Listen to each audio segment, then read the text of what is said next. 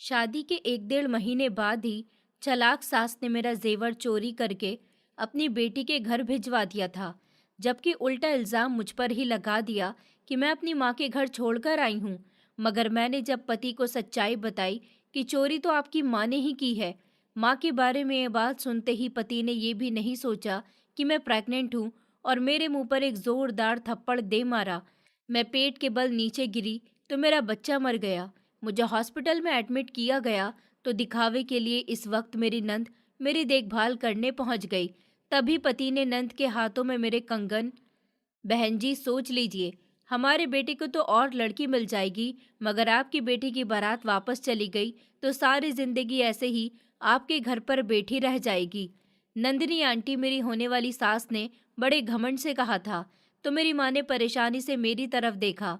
मैं उनसे थोड़ी ही दूर बैठी हुई थी, मगर कुछ कुछ सुन सकती थी कि वो क्या कह रही हैं। आपने पहले ऐसी कोई मांग नहीं की, मेरी माँ ने बेबसी से कहते हुए भाई की तरफ देखा, जो नंदिनी आंटी के इस तरह गुस्से से बात करते हुए नोट कर चुका था। वो यहाँ आकर माँ से पता तो नहीं कर सकता था, इसलिए दरवाजे पर परेशानी से खड़ा मेरी माँ को देख रहा था, जिसके चेहरे पर परेशानी साफ झलक रही थी। बहन जी, ये सब मैं या मेरे बेटे ने तो नहीं पहनना, इसके काम तो नहीं आना है। ये सब तो आप अपनी बेटी के आराम के लिए ही देंगी। हम इन चीज़ों का क्या करेंगे? हम तो सिर्फ आपकी बेटी की भलाई के लिए ही कह रहे हैं। मेरी सास ने माँ को अपनी चिकनी चुपड़ी बातों में फंसाते हुए कहा। तो मैंने परेशानी से माँ की तरफ देखा। माँ का साथ देने के लिए उठकर खड़ी होने ही वाली थी, जब मेरी माँ ने मुझे इशारे से बैठने का कहा और हाथ जोड़ते हुए कहा कि क्यों तमाशा बना रही हो? मैं कोशिश करती हूँ कि नंदिनी बहन की सारी मांगे पूरी कर दूँ, ताकि ये शादी खुशी से हो जाए। तुम्हारी शादी में कोई परेशानी न हो जाए। मैं नहीं चाहती कि हमारे घर से तुम्हारी बारात वापस जाए और हमारे खानदान का नाम बदनाम हो जाए। अगर ऐसा हो गया तो तुम्हारे लिए दोबारा रिश्ता आना मुश्किल हो जाएगा। उन्होंने बहुत उदास होकर कहा था। देख लीजिए, मेरी मांग तो मामूली सी है और आप उसे पूरी भी कर सकती हैं। अगर आपने ऐसा नहीं किया तो मैं बारात वापस लेकर चली जाऊंगी, नंदिनी आंटी ने सख्ती से कहा और स्टेज से उतर गई। मैंने आगे बढ़कर माँ के हाथ थाम लिया और कहा कि नंदिनी आंटी क्या कह रही थी, मुझे सच सच बताइए। अगर आपने मुझसे कुछ भी छुपाया तो मैं आपसे बात नहीं करूंगी। मैंने गुस्से से कहा। माँ इस बात के डर से कि कोई हंगामा न हो जाए, इसलिए कहने लगी कि कुछ नहीं, ऐसे ही कह रही थी कि अगर मैं तुम्हें 2 अलमारी दे देती तो तुम्हारा फायदा हो जाता, क्योंकि तुम्हारे कपड़े कितने बहुत हैं, तुमने देखे है ना। मेरी माँ ने झूठ बोलते हुए कहा। तो मैं हैरान रह गई। उन्होंने जल्दी से अपने सोने के कंगन उतारे और मेरे हाथों में डाल दिए। मैं परेशान थी उन्हें देखने लगी, क्योंकि उन्होंने खुद अपने सारे सोने के जेवर में से वो कंगन अपनी होने वाली बहू के लिए रखे थे। उन्होंने अपने सारे जेवर बेच दिए थे, सिर्फ ये कंगन ही बचे थे। वो कहती थी कि जब तक मैं पहनूंगी तो पहन लूंगी, वरना बेटे की शादी होते ही बहू को मुंह दिखाई में दे दूंगी। मगर उन्होंने नंदिनी आंटी के जाने के बाद ही वो कंगन मेरी कलाई में डाल दिए थे। उनकी आंखों में आंसू थे। मेरा दिल नहीं कर रहा था कि मैं उन्हें पहनूं, मगर उस वक्त मैं मजबूर थी। सोचा कि बाद में अपनी माँ को वापस कर दूंगी। तभी मेरी कजिन प्रिया स्टेज पर आ गई और कहने लगी कि स्नेहा, खामोशी से स्टेज पर बैठ जाओ, सब लोग आपस में बातें कर रहे हैं, तुम लोगों को बातें करने का मौका क्यों दे रही हो। वो मुझे डांटने लगी थी। उम्र में वो मुझसे 2 साल बड़ी थी। मैं खामोशी से स्टेज पर बैठ गई, मगर मेरे चेहरे से माँ की परेशानी दूर नहीं हुई, जो घबराती हुई हर इंसान के पास जाकर पूछ रही थी कि उन्हें किसी चीज़ की ज़रूरत तो नहीं है। मैं उनकी तरफ देखती रही। मेरी माँ ने बहुत हिम्मत और मेहनत से हमें पाला था और अपनी सारी ज़िंदगी की जमा पूंजी हम पर लगा दी थी। भाई को बड़े कॉलेज में पढ़ाया और मेरे दहेज में किसी चीज़ की कमी नहीं छोड़ी। हमारी माँ ने हमें बहुत मेहनत से पाला था। हम उन्हें कभी भी इस तरह बेइज्जत होते हुए नहीं देख सकते थे। न जाने मेरी सास ने उनसे ऐसा क्या कहा था जो उन्होंने अपने कंगन मेरे हाथ में दे दिए। अगर वो अलमारी का कहती तो मेरी माँ अपने कंगन तो मुझे कभी न देती, क्योंकि उन्हें ये कंगन बहुत प्यारे थे। वो सिर्फ अपनी बहू को ये कंगन देने वाली थी। लेकिन अब मुझे बहुत हैरत हो रही थी। वो सबका ख्याल रखना और मेरी परवरिश का भरम रखना, ताकि कल को कोई ये न कह सके कि बिन बाप की बच्ची थी, इसलिए उसने ऐसा किया। कभी मेरी नाक मत कटने देना। माँ ने रोते हुए कहा तो मैं और भी जोर से रोने लगी। बाप के जिक्र पर भला कौन लड़की है जो रोए बिना रह सकती है? एक ऐसा वक्त जिसमें बाप की सबसे ज्यादा कमी महसूस होती है। ऐसे वक्त में लोगों की फालतू के ताने दिल चीर कर रख देते हैं। माँ ने मुझे गले लगाया। तभी बुआ जी भी स्टेज पर चली आईं। मुझे उन्हें देखकर बहुत हैरत का झटका लगा, क्योंकि पिताजी के मरने के बाद वो कभी भी हमारे घर पर नहीं आई थी, और आज मेरी शादी के दिन वो स्टेज पर आई तो मैंने सारी शिकायतें एक तरफ रखते हुए आगे बढ़कर बुआ को गले से लगा लिया। कितने ही साल बीत गए थे, उन्होंने इस तरह मुझे गले से नहीं लगाया था, जबकि मैं पूरे खानदान में सबसे ज्यादा उनकी लाडली थी। मैं काफी देर उनके गले से लगकर रोती रही। बुआ ने अपनी उंगलियों में से एक सोने की अंगूठी उतारी और जबरदस्ती मेरी उंगली में डाल दी। मैंने हैरान होकर उन्हें देखा। वो कहने लगी कि तुम्हारे लिए ज्यादा तो कुछ नहीं ला सकी, मगर इस पर तुम्हारा हक है। अपने बाप का कर्ज समझकर रख लो। मैंने वो अंगूठी उतारनी चाही तो बुआ की आखिरी बात ने मुझे परेशान करके रख दिया। आखिर उन्होंने ऐसा क्यों कहा था? मगर उस वक्त मैं बहुत डिस्टर्ब थी, इसलिए मुझसे कुछ बोला नहीं गया। बारी बारी सभी लोगों ने मुझे गले से लगाया और विदाई के वक्त भाई भी आगे बढ़े। उन्होंने मुझे सीने से लगाया तो मैं जोर जोर से रोने लगी और माँ ने मेरा हाथ मजबूती से थाम लिया। वो जो मुझे हिम्मत देने की कोशिश कर रही थी, वो खुद किसी हारे हुए इंसान की तरह लग रही थी। मेरे हाथ कांप रहे थे। इतने शोर में भी मैं अपने दिल की धड़कन सुन सकती थी। माँ मुझे पकड़कर गेट तक ले आई।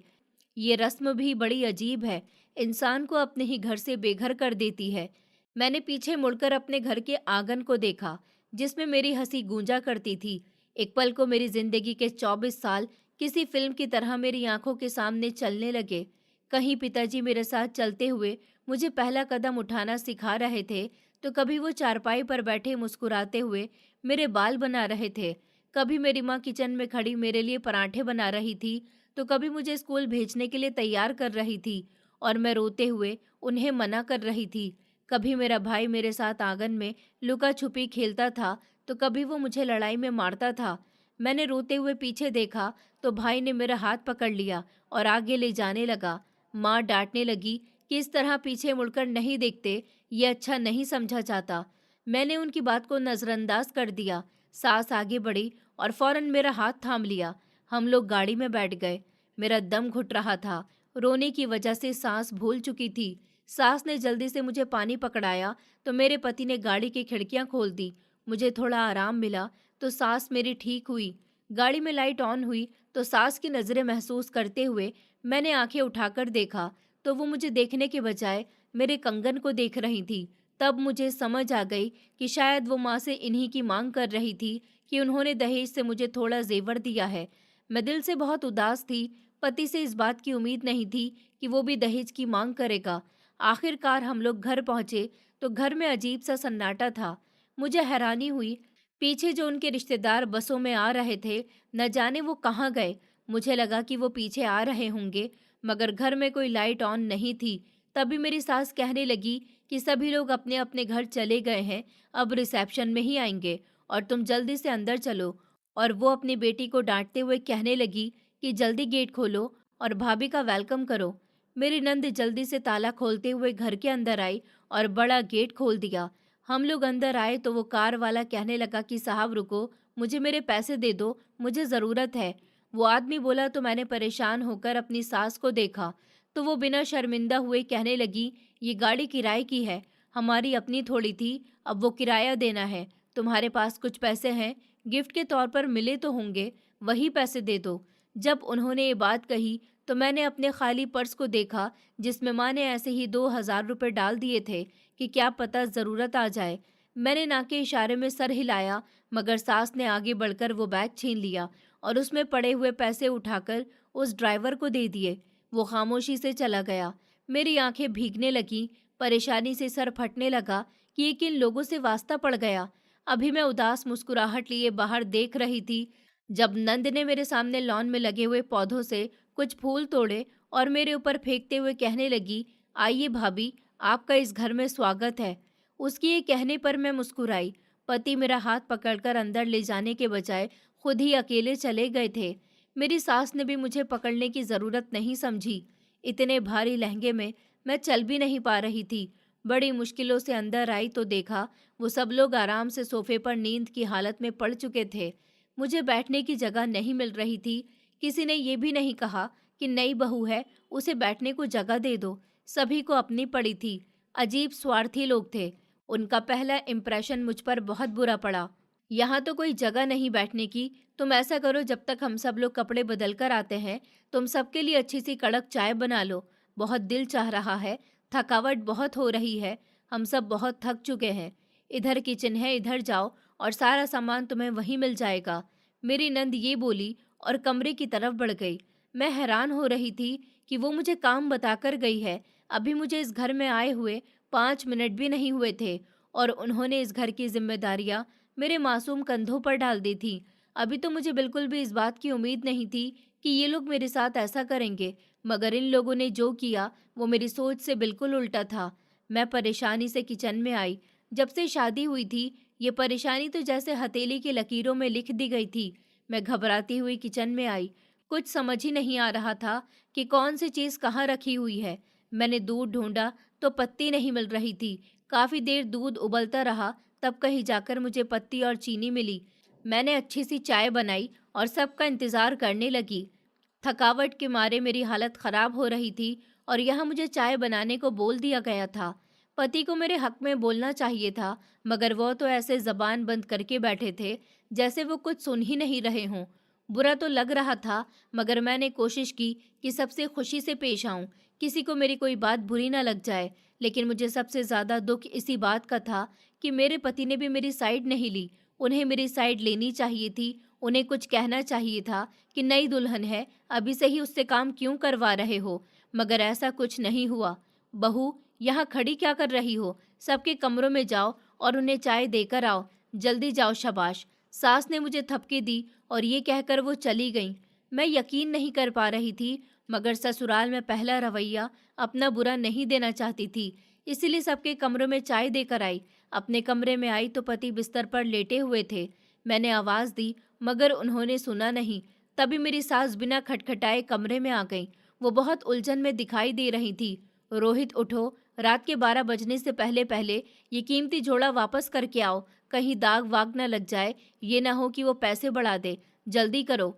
मेरी सास ने मेरे आगे पीछे घूमते हुए कपड़ों की अच्छी तरह तसल्ली की और कहा कि जल्दी से उतारो, ये किराए के कपड़े हैं, हमें 12 बजे से पहले वापस करने हैं, वरना अगले दिन का किराया भी लग जाएगा और मेरे पास फालतू के पैसे नहीं हैं कि मैं तुम्हारे लिए इतने पैसे भरूं। जल्दी करो, इससे पहले कि 12 बज जाएं। जब उन्होंने ये बात कही तो मैं शॉक में खड़ी रह गई। ये सूट किराए का था, मेरे लिए खरीदा नहीं गया था। मतलब मैं किसी की उतरन पहने हुई थी। ये जानकर मुझे चक्कर आने लगे। मैं लड़खड़ाते हुए दीवार के साथ जा लगी। सास ना के इशारे में सर हिलाते हुए गुस्से से बेटे के सर पर जाकर खड़ी हो गई। जल्दी से उठो, अपनी इस कामचोर और सुस्त पत्नी को कहो कि जल्दी से कपड़े उतारे और समेट कर दे, ताकि हमें 2 दिन का किराया भरना ना पड़े। मेरे पास इतने फालतू पैसे नहीं हैं जो मैं इस लड़की पर बर्बाद कर दूं। 12 बजने से पहले अगर ये कपड़े नहीं गए तो दूसरे दिन का किराया लग जाएगा और मैं ये नहीं होने देने वाली हूँ। मेरी बात कान खोलकर सुन लो, जितनी जल्दी हो सके इससे कपड़े उतरवाओ और देकर आओ। सास ने गुस्से से कहा और हाथ से सर दबाते हुए सोफे पर जा बैठी। मैं हक्का बक्का उन्हें देखती रह गई। पति ने गुस्से से घूरा और कहने लगे, तुम्हें माँ जी की बात समझ नहीं आ रही? जल्दी से जाओ और चेंज कर लो। उनके इस अंदाज पर मेरी रही सही उम्मीदें भी खत्म हो गई थी। मैं रोते हुए वॉशरूम में घुस गई। अभी मैं 5 मिनट अंदर खड़ी ही थी जब सास ने जोर जोर से दरवाज़ा बजाना शुरू कर दिया। जल्दी करो, इतना टाइम क्यों लगा रही हो? कपड़े ज़रा ध्यान से उतारना, कहीं फट ना जाए। अगर ज़रा सा भी फटा तो सारे पैसे तुम दोगी। मैं तुम्हारे ऊपर फालतू पैसा नहीं बहाऊंगी। सास बाहर खड़ी चिल्ला रही थी।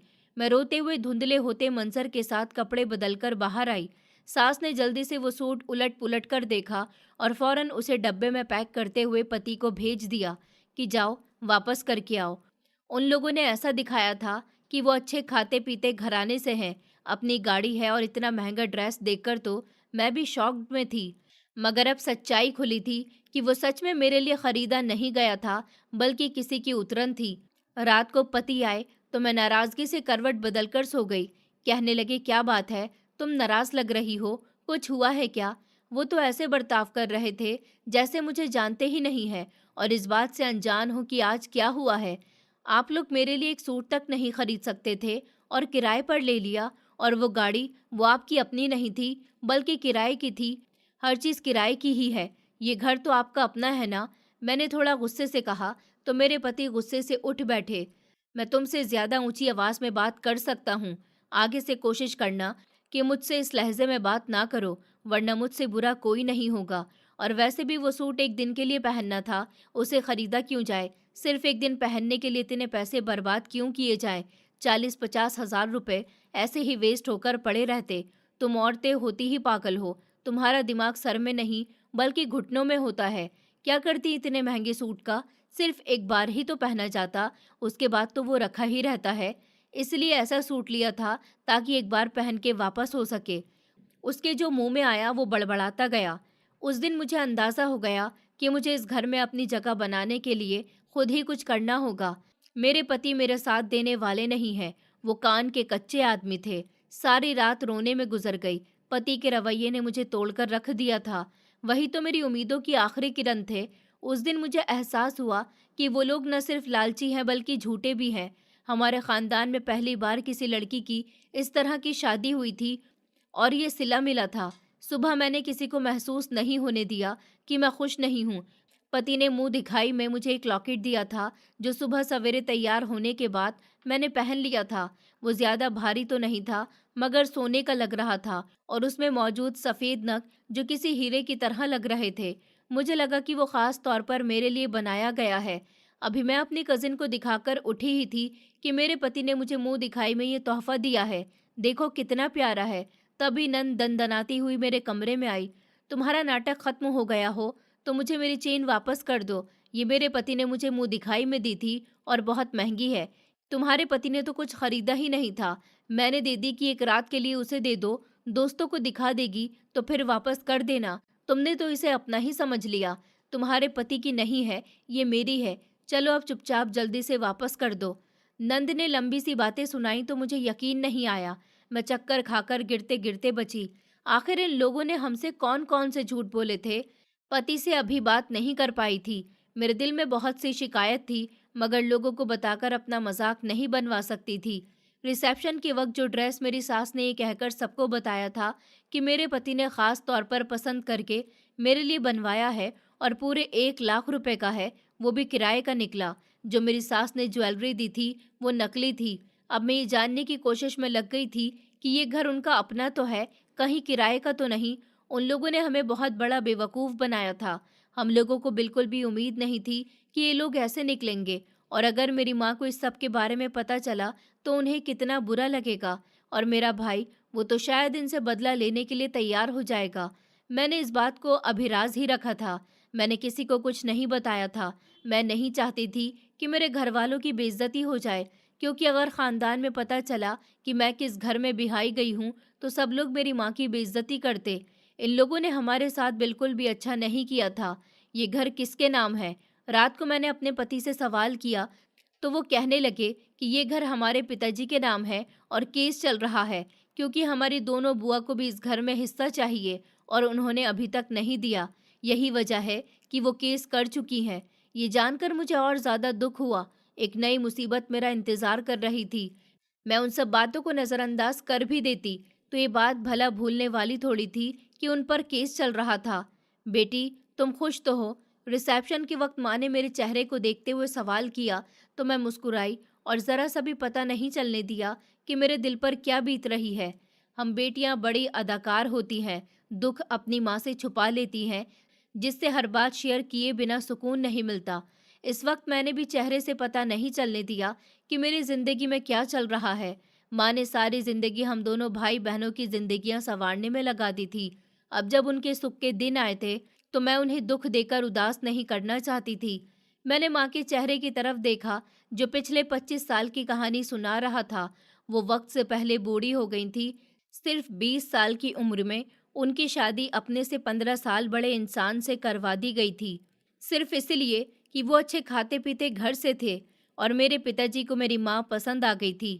उम्र के फर्क ने उन्हें आज इस मुकाम पर लाकर खड़ा कर दिया कि मेरी माँ इस उम्र में अकेली रह गई थी, जिस उम्र में अभी उनकी उम्र की लड़कियों की शादियां हो रही थी। माँ को मजबूर किया गया था कि दूसरी शादी कर लो, मगर वो मना करती रहीं क्योंकि वो हम दोनों भाई बहनों पर सौतेले बाप का साया नहीं लाना चाहती थी। हम दोनों की खुशी की खातिर उन्होंने अपनी खुशियाँ खत्म कर दी थी। उन्होंने हमें सुख देने की हर मुमकिन कोशिश की थी। अब हमारी बारी थी कि हम उनका एहसास करें और उन्होंने जो हम पर लुटाया है उसे वापस करें। मैं मुस्कुराती रही। माँ जानती थी कि मेरे दिल में क्या चल रहा है।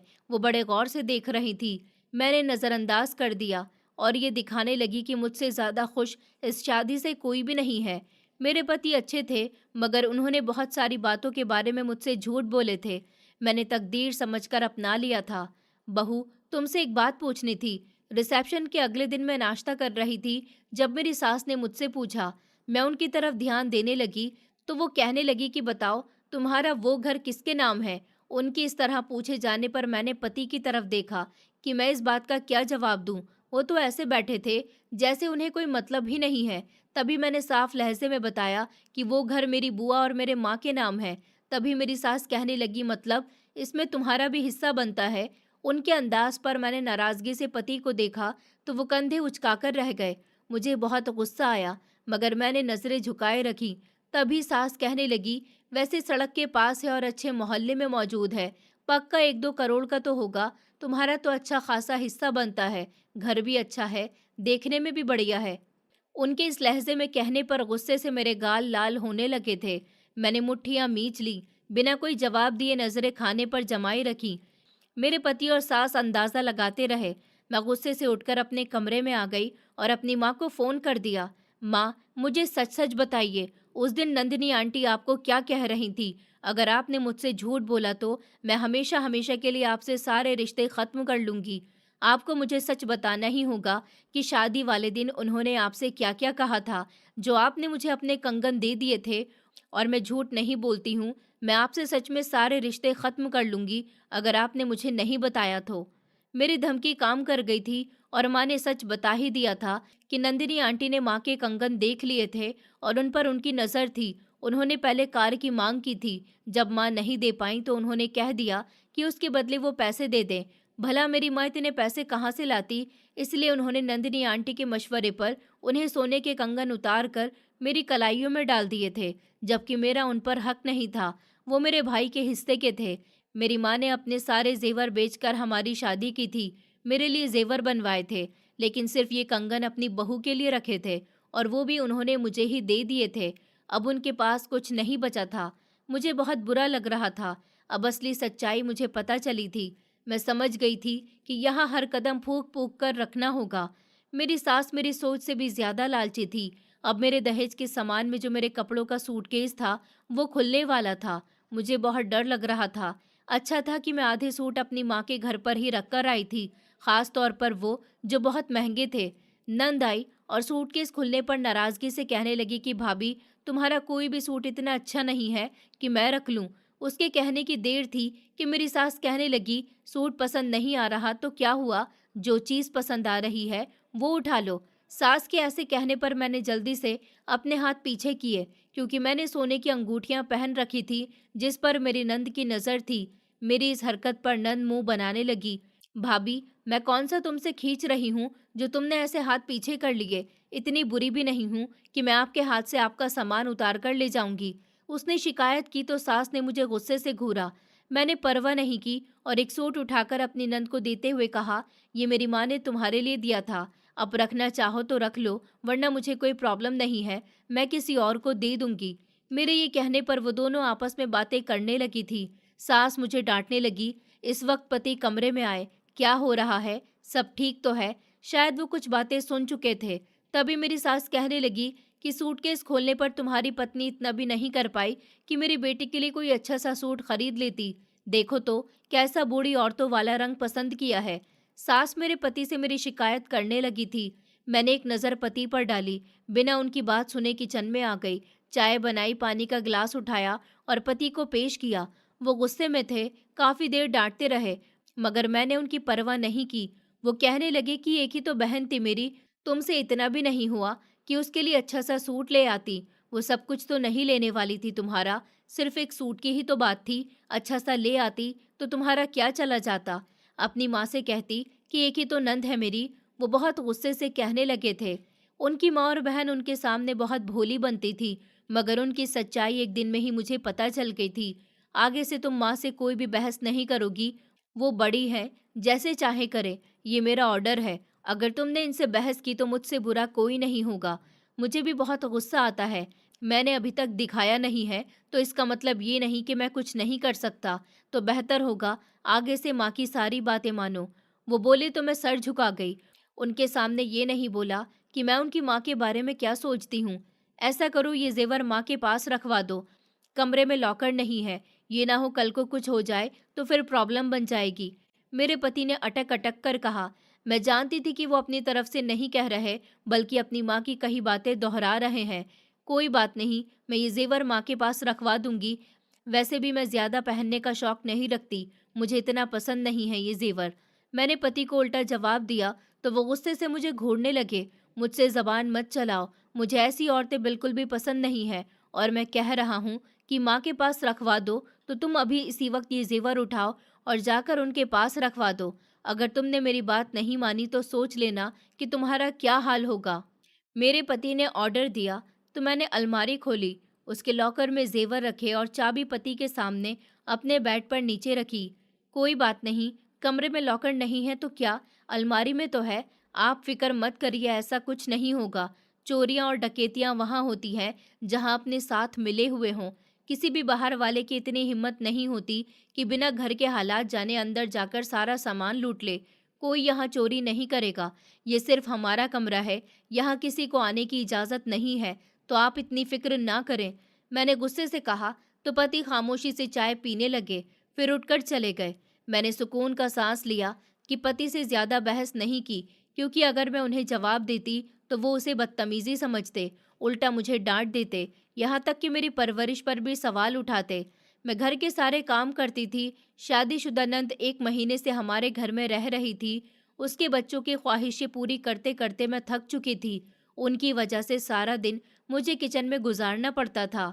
मैं सोचों में गुम थी कि कब नंद वापस जाएगी और मैं दोबारा से नौकरी शुरू करूंगी, क्योंकि उसने मेरी सास को कहा था कि अगर मैं नौकरी करने चली गई तो काम नहीं करूंगी, इसलिए मुझे नौकरी ना करने दी जाए।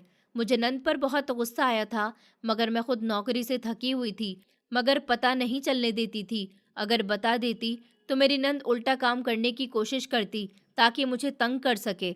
शादी को 1 महीने से ज्यादा का वक्त गुजर चुका था। एक दिन मैं सीढ़ियाँ चढ़ते हुए ऊपर जा रही थी जब चक्कर आए। मैं फिसल कर नीचे आ गई। अच्छा हुआ कि ज्यादा सीढ़ियों पर मौजूद नहीं थी, इसलिए बच गई। नंद ने फौरन मुंह पर पानी की छींटें मारी, मुझे जगाया। उस वक्त सास अपनी नंद के घर गई हुई थी और बच्चे स्कूल में थे। जब मैं होश में आई तो फिर चक्कर आने लगे। नंद मुझे पकड़कर कमरे में ले आई। सास और पति को फोन किया, क्योंकि मैं बिल्कुल बेहोश थी और वो घबरा गई थी। जब डॉक्टर आए तो पता चला कि मैं प्रेग्नेंट हूँ। मुझे लगा कि सास और नंद खुश होंगी, मगर वो खुश होने के बदले कहने लगी, अभी शादी को टाइम ही कितना हुआ है। उनके इस चुभते हुए सवाल ने मुझे तोड़कर रख दिया था। पति नजरें चुराते हुए ऑफिस चले गए और मैं निढाल सी होकर सोफे पर बैठी रह गई। सास और नंद की बातों ने मुझे परेशान कर दिया। ऐसी भी क्या जल्दी थी, शादी को कुछ टाइम ही होने देती। सास के कहने पर मैं बिना किसी गलती के शर्मिंदा होकर बैठ गई थी। तभी नंद कहने लगी, मुझे 2 साल बाद बेटा हुआ था। उस बीच हमने खूब इंजॉय किया था, घूमे थे, फिरे थे, हर ख्वाहिश पूरी की थी, और इतनी जल्दी बच्चा हो जाना बहुत मुश्किलें पैदा करता है। तुम ऐसा करो, इसे ख़त्म करवा दो। नंद के कहने पर मैं हैरानी से उन्हें देखती रह गई। मेरा बस नहीं चल रहा था कि उनको इतनी सख्त बातें सुनाऊं, लेकिन सास की इज्जत में मैं चुप रही कि अगर कुछ बोलूंगी तो वो सारा दिन इस बात को घुमा फिराकर मेरे पति के सामने रखेंगी और हमारी बहस हो जाएगी। इसीलिए मैं खामोश हो गई। पति शाम को आए तो मिठाई लाए थे, सभी ने खाई, मगर किसी ने खुशी से नहीं खाई थी, सिवाय हम दोनों के। पति का रवैया पहले से बेहतर हो गया था। क्या हुआ, आज नाश्ता नहीं बनाया? सुबह के 10 बज रहे हैं। मैं कमजोरी और चक्कर आ जाने की वजह से किचन में नहीं जा पाई तो नंद और सास गुस्से से मेरे कमरे में चली आईं। वो हर वक्त मुझ पर गुस्सा निकालती थी। कभी कभी तो मैं हैरान होती थी कि वो मुझे समझती क्या है। क्या मैं कोई खिलौना हूँ? वो जब चाहे मुझे मारे, जब चाहे अच्छा रवैया अपना ले। मेरी तबीयत ठीक नहीं थी, इसलिए मैं किचन में नहीं गई। मैंने छोटा सा जवाब दिया और कंबल लपेटते हुए लेट गई। तो सास ने गुस्से भरी नजरों से मेरे पति को देखा। तभी मेरे पति कहने लगे, उठो, सबको नाश्ता बनाकर दो, फिर आराम करती रहना। उन्होंने कहा तो मैंने गुस्से से घूरा, मगर उन्हें इतनी परवाह नहीं थी कि मेरी तबीयत ठीक नहीं है और यहाँ काम नहीं कर सकती। मैं पति के बार बार कहने पर किचन में तो आ गई थी, मगर खड़े होकर मेरी हालत खराब हो रही थी। मैं ढीठ बनी खड़ी रही, क्योंकि अगर नाश्ता न बनाती तो घर में अजीब तूफान आ जाता। सास और नंद बर्तन पटक पटक कर रखती और फालतू में तमाशा बन जाता। यही सोचकर मैं किचन में आ गई। यहाँ खड़े होकर चक्कर आए और तवे का सारा तेल मेरे पैरों पर गिर गया। मैं ऊंची आवाज में चिल्लाने लगी। जलन के मारे बुरा हाल था। सास और नंद सामने बैठी थी, मगर उठकर मुझे देखने भी नहीं आई। पति जो अपने कमरे में थे, वो मेरी चीख सुनकर फौरन भागते हुए आए और कहने लगे कि क्या हुआ है। मैं रोते हुए कहने लगी कि मेरे ऊपर तेल गिर गया। तभी पति ने मुझे उठाया और कुर्सी पर बिठाया। मैं अभी रो भी रही थी। डॉक्टर को बुलाया गया, अच्छे से ट्रीटमेंट हुआ, मगर अब मैं ज्यादा चल नहीं पा रही थी। बहुत परेशानी हो रही थी। कुछ दिन बाद नंद ने वापस चला जाना था। ये खुशी की खबर सुनकर मैं फूली नहीं समा रही थी, क्योंकि वही हम दोनों की लड़ाई की वजह बनती थी, वरना मेरी सास इतनी बुरी औरत नहीं थी। ये मुझे अब अंदाजा हो रहा था। वो सिर्फ नंद की बातों में ही आ जाती थी। आखिर को उनकी बेटी थी, वो उनकी बात कभी नहीं टालती थी। और पता नहीं नंद को मुझसे क्या परेशानी थी कि वो हमेशा मेरे लिए जाल बनाती रहती थी और सास को भी अपने साथ लगाए रखती थी। अगर आपकी इजाज़त हो तो मैं आज माँ की तरफ चली जाऊं। पैर जलने के 2 दिन बाद मैंने पति से इजाज़त मांगी तो वो पहले तो मुझे देखते रहे, फिर अजीब से लहजे में बोले, मुझसे क्यों पूछ रही हो, माँ जी से पूछो, वो इजाज़त दे दे तो चली जाना।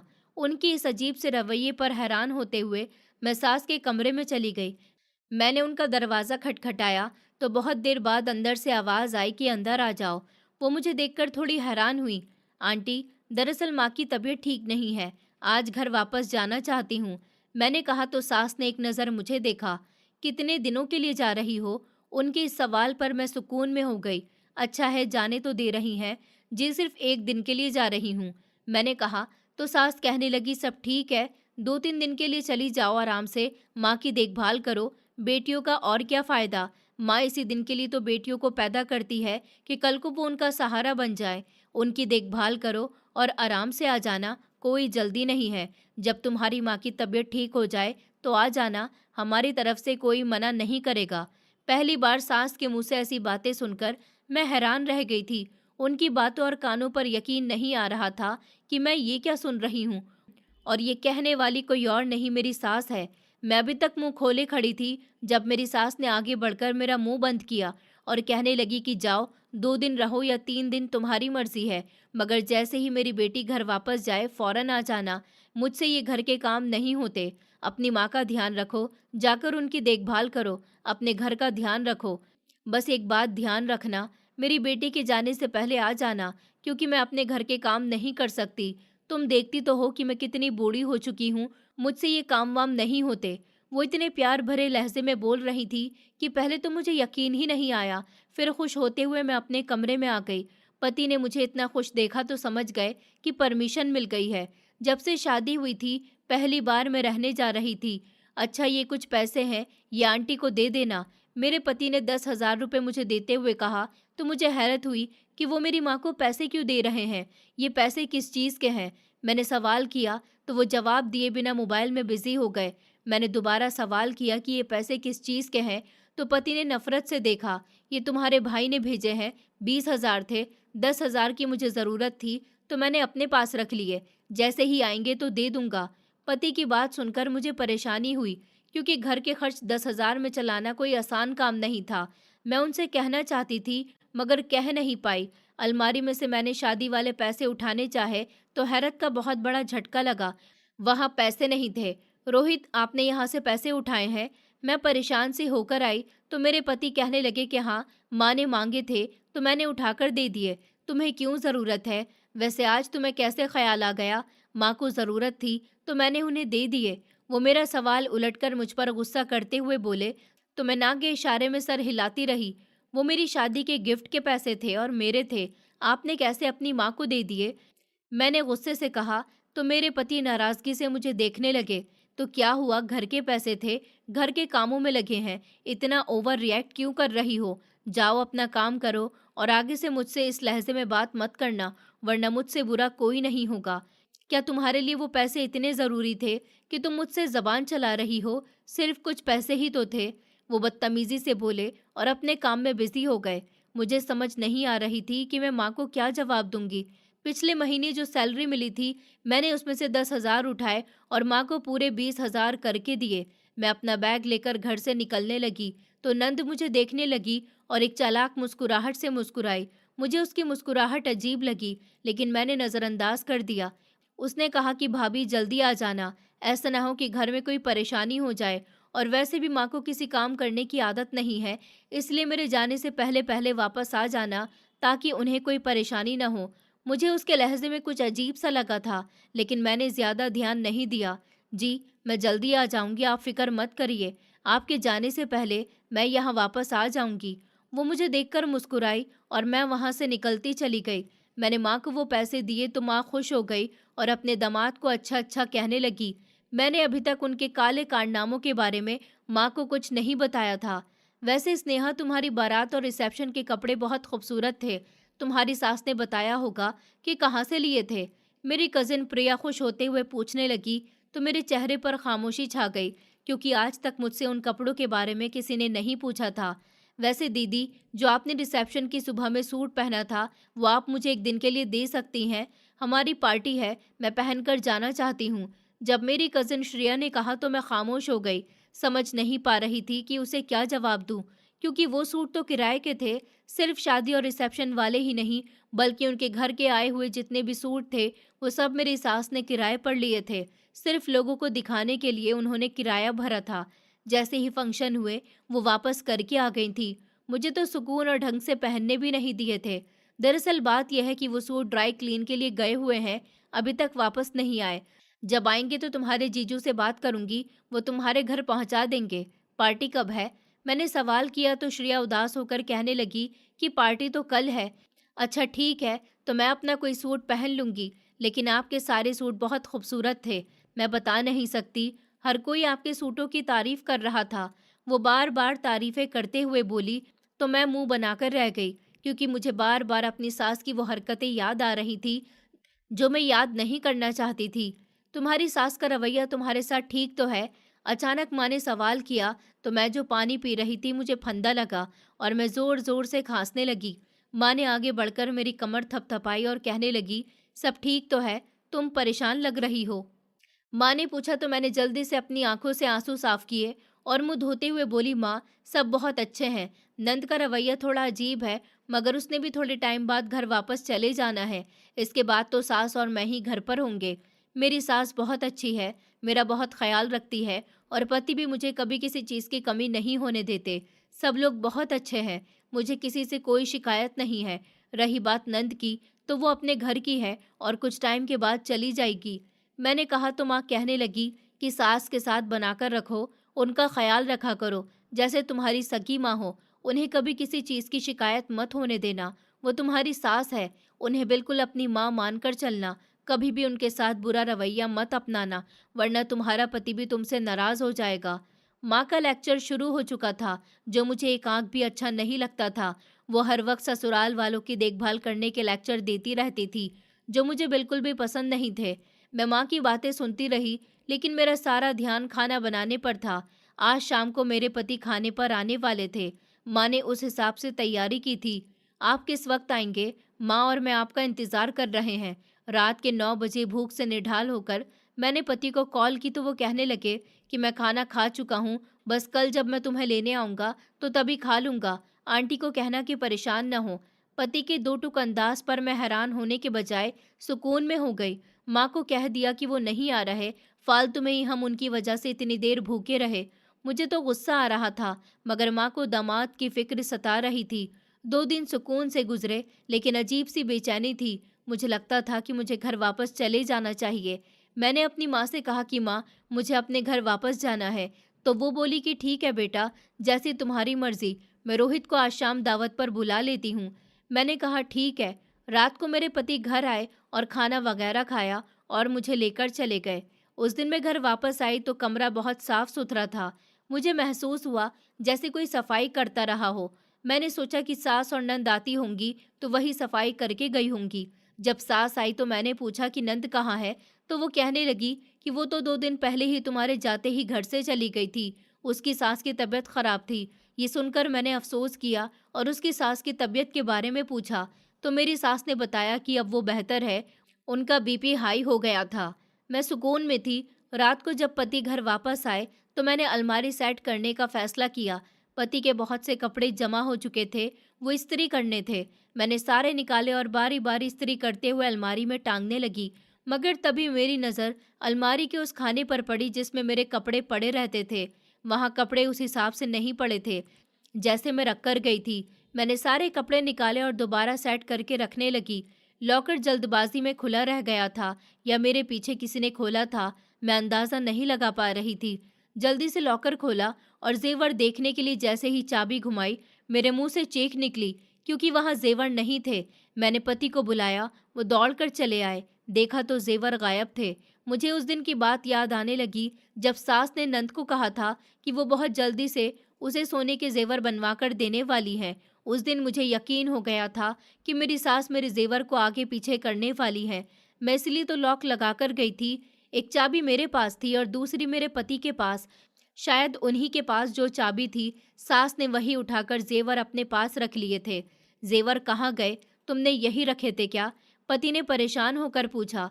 मैंने फौरन हाँ के इशारे में सर हिलाया कि जी हाँ, मैंने अपने हाथों से यही रखे थे। मैं रोने लगी। तभी पति कहने लगे, कहीं तुमने वो जेवर अपनी माँ के घर तो नहीं रखवा दिए? उस दिन तुम कह भी रही थी। जब पति ने ये बात कही तो मैंने उन्हें घूरा। नहीं, मैंने आपके सामने वो जेवर यहीं रखे थे। हम दोनों के बीच इतनी बहस हुई कि शोर सुनकर सास कमरे में आ गई। क्या हुआ है? तुम दोनों लड़ क्यों रहे हो? वो बिना कुछ सोचे बोलने लगी तो मैं जल्दी से साड़ी का पल्लू ठीक करने लगी। दरअसल आंटी, मेरे जेवर यहाँ रखे थे, वो अब नहीं है। मेरी आंखों से लगातार आंसू बह रहे थे। मैंने कहा तो मेरी सास उल्टा मुझ पर गुस्सा होने लगी। तुमने ही कहीं इधर उधर किए होंगे, कहीं अपनी उस गरीब माँ को तो नहीं दे आई? अभी तुम गई थी तो लेकर तो नहीं गई थी? उनकी ये बातें मुझे बहुत बुरी लगी। वो कितनी आसानी से कह गई थी, मेरी माँ इतनी भी गरीब नहीं थी। आंटी ऐसा नहीं है, मैंने खुद यहीं रखे थे, कहीं आपने तो नहीं उठाए? उस दिन भी तो आप कह रही थी कि जेवर आपके पास रखवा दूं। मैंने सास को जवाब दिया तो पति ने गुस्से से मुझे घूरा। तुम मेरी माँ पर इल्जाम लगा रही हो, वो भी उन कंगनों के लिए? पति ने कहा तो मैंने गुस्से से बोला कि जी हाँ, वो कंगन मेरे लिए बहुत जरूरी है क्योंकि वो कंगन बहुत पुराने थे और मैं उन्हें अपनी माँ को वापस कर देना चाहती थी क्योंकि उन पर मैं अपना हक नहीं समझती थी। वो मेरी माँ ने अपनी बहू के लिए बचाकर रखे थे। उन्होंने अपना सारा जेवर बेच दिया था। मैंने रोते हुए कहा, तुम्हारी हिम्मत कैसी हुई मेरी माँ पर इल्जाम लगाने की? पति ने आगे बढ़कर मेरे मुंह पर एक जोरदार थप्पड़ दे मारा तो मैं हैरानी से उसे देखती रह गई। शादी के बाद पहली बार उसने मुझ पर हाथ उठाया था। मैं कैसे यकीन करती कि उन्होंने मुझे थप्पड़ मारा है जिससे वो दिन रात मोहब्बत का इजहार करते नहीं थकते थे। बेटा, मैं क्यों तुम्हारी पत्नी के कंगन उठाऊंगी? सास ने उदास होकर कहा। इसने खुद ही कहीं आगे पीछे किए होंगे। मेरी सास ने मुझ पर इल्जाम लगाया तो मैं उनकी एक्टिंग देखकर हैरान रह गई। आंसू नहीं थे, मगर फिर भी वो दुपट्टे से बार बार अपनी आंखें रगड़ रही थी, ये दिखाने के लिए कि वो आंसू बहा रही हैं। मुझे बहुत बुरा लग रहा था। समझ नहीं आ रहा था कि मैं कैसे साबित करूं कि मैंने कुछ गलत नहीं किया। आपने ही उठाए हैं क्योंकि आप पहले दिन से ही उन पर नजर रख रही थी। मेरी माँ से भी तो आपने उन कंगन की मांग की थी। आपने ही मेरी माँ से कहा था कि हमें गाड़ी चाहिए, लेकिन मेरी माँ के पास पैसे नहीं थे। मेरी माँ ने मना किया तो आपने पैसों की मांग की, लेकिन फिर भी मेरी माँ ने इनकार कर दिया तो आपकी नज़र उनके कंगन पर पड़ गई और आपने कहा कि ये कंगन आपको दे दिए जाएं। शादी वाले दिन ही आपकी नज़र उनके कंगन पर पड़ गई थी। मैं गुस्से में ज़्यादा ही बोल गई थी। पति ने कुछ सोचे बिना मुझे इतनी ज़ोर से धक्का दिया कि मैं पेट के बल जा गिरी। मेरे पेट में बहुत तेज़ दर्द उठने लगा। सास घबरा गई। पति फौरन मेरी तरफ बढ़े, मगर मैंने उनका हाथ झटक दिया। वही इस सारी मुसीबत के जिम्मेदार थे। मैं ऊंची आवाज़ में रोने लगी। पति ने फौरन एम्बुलेंस को कॉल की। वो लोग मुझे हॉस्पिटल लेकर आए। दर्द से पेट फट रहा था। डॉक्टर ने बताया कि बच्चा खत्म हो चुका है। ये सुनकर मैं और ऊंची आवाज़ में रोने लगी। माँ भी वहाँ आ गई थी। बुआ भी उनके साथ थी। वो मुझे छुपाने में लगी हुई थी। बेटी, ये सब कैसे हुआ? इस वक्त मेरे पति मेरे पास नहीं थे। जब बुआ ने मुझसे सवाल किया तो मैं रोते हुए उनका हाथ थाम कर रह गई। वो उन्होंने मुझे धक्का दिया था। मैंने सच में जेवर नहीं उठाया, जेवर मेरी सास और नंद ने उठाए हैं। मैंने रोते हुए साफ साफ बता दिया तो बुआ हैरान रह गई।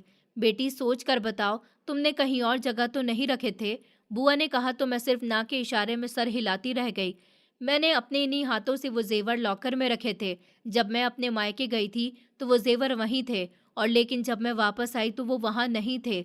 मैं ये कहते हुए रोने लगी। अभी हम दोनों में बहस चल रही थी जब मेरे पति वहां चले आए। उनके साथ मेरी सास और नंद भी थी। नंद खास तौर पर मेरे लिए सूप बनाकर लाई थी। वो फालतू में मेरी देखभाल कर रही थी, जबकि मेरी इस तबीयत के पीछे भी उसी का हाथ था। वो मुझे एक आंख नहीं भा रही थी, मगर मैं खामोशी से लेटी रही। आंखों से आंसू बहते रहे। तभी मेरे पति की नज़र मेरी नंद के हाथों पर पड़ी। ये कंगन तो मेरी पत्नी के हैं, मेरे पति ने चिल्लाते हुए कहा, तो नंद ने जल्दी से हाथ आगे कर दिए। अरे, ये कंगन तो तुम्हारे बहनोई ने मुझे एनिवर्सरी पर गिफ्ट किए हैं, तभी तो मैं आज पहन कर आई हूँ। देखो कितने खूबसूरत है ना। मेरी नंद झूठ बोलते हुए कहने लगी। पति ने जल्दी से मोबाइल में शादी की पिक्चर्स ढूंढना शुरू कर दी। फिर कंगन पर जूम करके देखा तो अपनी बहन को गुस्से से घूरने लगे।